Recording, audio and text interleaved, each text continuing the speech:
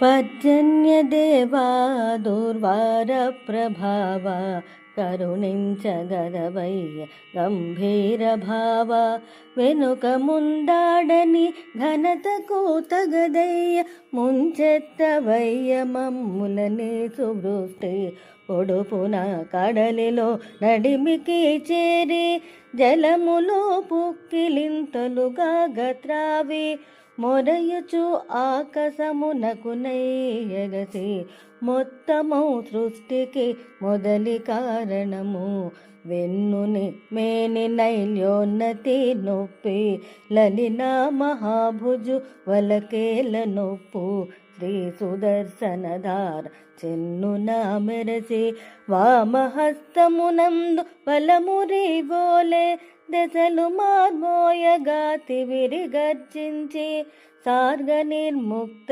వృషత్కజాలమున జడివాన కురుయుమ పుడమి వెల్లువగా ఇల సర్వజనులును పులకించవలదే మా బృందమంతయు మధులను పొంగి ప్రతదీక్షక వెల్లువలదోగవలదే వర్షాంబుధారల వసుధ ముంచెత్తు మననోము జగతికి మంగళప్రదము.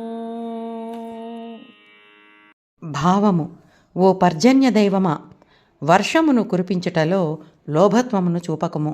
నీవు సముద్రంలోని నీటినంతను కడుపు నిండుగా త్రాగుము.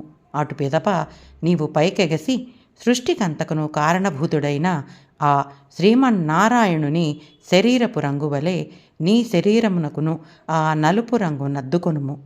స్వామి కుడి చేతి యందున్న సుదర్శన చక్రము వలె మెరయుము. ఎడమ చేతిలోని పాంచజన్య శంఖము వలె గంభీరముగా గర్జించుము. స్వామి సారంగమను ధనస్సు నుండి వెడలే అవిరళ శరాలుగా వర్షధారలను కురిపించుము. మేమందరము ఈ వర్షధారలలో స్నానమాడెదము.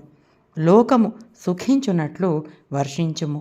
మా వ్రతమును నిరాటంకముగా చేసుకొనుటకై ఇక ఏమాత్రము ఆలసింపక వెంటనే వర్షింపుము స్వామి అని ఆండాళ్ తల్లి చెప్తున్నది.